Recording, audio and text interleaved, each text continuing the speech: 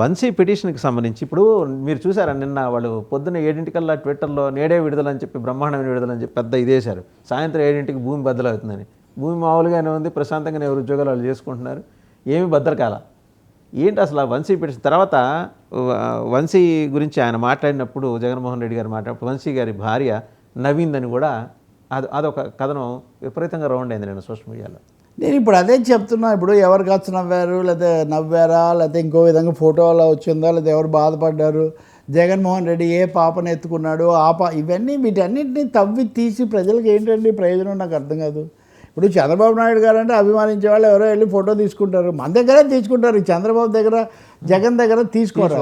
దాని మీద పెద్ద విషయం ఏమి ఉపయోగం అంటాను నేను. మిర్చి రైతుల గురించి అధ్యయనం చేయండి, ధర ఎందుకు పడిపోయిందో చేయండి, ఏమన్నా మార్గం అది వదిలేసి ఆ ఫోటో చేశారు ఓకే, అంతమంది వాళ్ళు కూడా చేసి ఉండొచ్చు, కానీ మీరు మెరుగ్గా ఉండాలి కదా. ఇంకా రెండో విషయము, ఇంకా రేపు కొడాలి నాని కూడా అరెస్ట్ చేస్తారు. ఆయన నన్ను అరెస్ట్ చేసుకోండి నాకేం కాదు, నేను అరెస్ట్ చేసినా జగన్తోనే ఉంటాను ఏదో చెప్తున్నారు. నేను కొడాలి నాని బూతులను ఏ రోజు సమర్థించలేదు, వంశీని సమర్థించలేదు, ఆ ప్రశ్న కూడా ఉత్పన్నం కాదు. కానీ అదే సమయంలో అరెస్టులు చేస్తే ఏమవుతుంది? ఆకాశం ఏమైనా ఊడిపడుతుందా? ఎంతమందిని ఇందిరాగాంధీ దగ్గర నుంచి చంద్రబాబు నాయుడు వరకు, రేవంత్ రెడ్డి వరకు అందరు అరెస్ట్ అయిన వాళ్ళే కదా. అనేక కేసులు అవి నడుస్తూనే ఉన్నాయి కదా. కేసులు కూడా ప్రజాప్రతినిధుల కేసులు ఎలా పరిష్కరించాలని సుప్రీంకోర్టు బగల కొట్టుకుంటుంది కదా. అటువంటిప్పుడు రోజు మన మీడియాకు అదే నేను ఇందాక చెప్తున్నా, రైతాంగ సమస్యలు లేకపోతే ఉద్యోగ సమస్యలు ఇట్లాంటివి వదిలేసి ఆయన అరెస్ట్ అవుతాడు, ఈయన జైలుకు పోతాడు.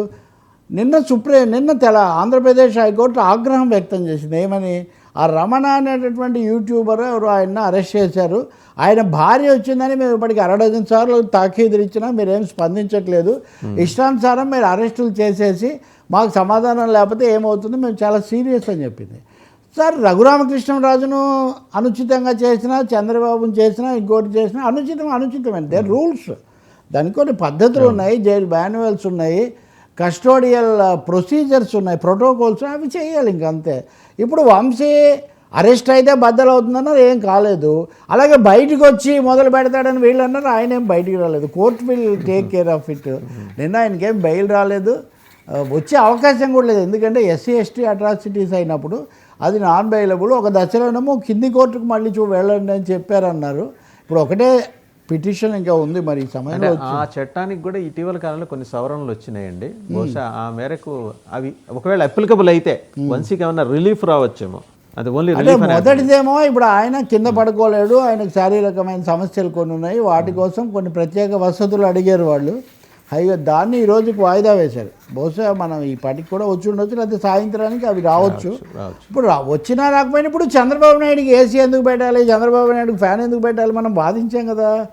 ఇప్పుడు చేసుకున్న వాళ్ళకి చేసుకున్నంత అని అనకూడదు, కానీ కర్మ రిటర్న్స్ ఇవన్నీ అంటున్నారు కదా. బట్ కర్మ కాకపోయినా మీరు ధర్మ అనేది ఎప్పుడైతే పక్కన పడేశారో తప్పకుండా ఇవన్నీ కూడా జరుగుతాయి.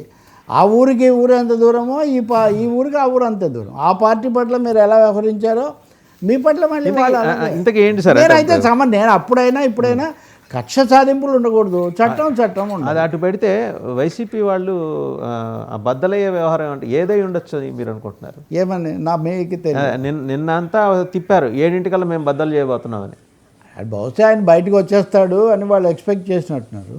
అలాగే వీళ్ళు కూడా పొద్దున్నే షాక్ అని పెట్టారు. షాక్ ఏంటి అని నేను చూస్తే బెయిల్ ఇవ్వలేదు హైకోర్టు, అంతే. ఇప్పుడు లోపల ఉన్నవాడికి ఇంకా బెయిల్, 100 షాకులు తిన్నవాడికి ఇప్పుడు వాళ్ళు అన్నిటికీ రెడీగా ఉన్నారు. రెండోది వీలైతే దాని నుంచి మైలేజ్ కూడా తెచ్చుకుందామని చూస్తున్నారు. ఇప్పుడు జగన్ను వీళ్ళని కూడా అరెస్ట్ చేస్తే బహుశా వాళ్ళు అదే నేను ఇందాక చెప్పినట్టుగా మేము ప్రజల కోసం నిలబడినందుకు మమ్మల్ని చేశారు వాళ్ళు మొదలు పెడతారు. ఇంకొకటేమో ఎంత ప్రయత్నించినా కానీ కేంద్రము మోదీ నాయకత్వము వైసీపీ మీద తీవ్రంగా దాడి చేయడంలో చంద్రబాబుకు వాళ్ళు సహకరించట్లేదు. అది చాలా నిజం. అక్కడ వాళ్ళకు కొంచెం ఇబ్బందిగా ఉంది. అలానే బీజేపీ వాళ్ళు ఏదో దయాద్ర హృదయాలు లేకపోతే వాళ్ళేదో అని నేను అనుకోవట్లేదు. వాళ్ళు రాజకీయ అవసరాల కోసం వాళ్ళు చంద్రబాబును సుఖంగా ఉండనివ్వదలుచుకోలేదు. వాళ్ళకి చంద్రబాబును టైట్గానే ఉంచాలి, అందుకని పవన్ కళ్యాణ్ అంబాసిడర్ని చేసుకుంటారు. మీరు తరచూ ఇవి చెప్తుంటారు కదా ప్రస్తుతాన పద్యాలు, చెవిలోన జోరిగా కంటిలో కాళ్ళు కింద రాయి అన్నట్టు. చెప్పులోన రాయి చెవులోన జోరిగా కంటిలోన నలుసు కాలి ముళ్ళు ఇంటిలోన పోరు ఇంతింత కాదయా విశ్వదాభిరామ వినోద. ఇంటిలో పోరు ఉండాలి, చంద్రబాబు నాయుడికి ఇంట్లో పోరు ఉండాలని బీజేపీ కోరుకుంటుంది. అందుకనే బీజేపీ కూడా అట్లా ఉంది. ఏం మీరు ఒక మేజర్ స్టేట్మెంట్ కూడా చూడండి.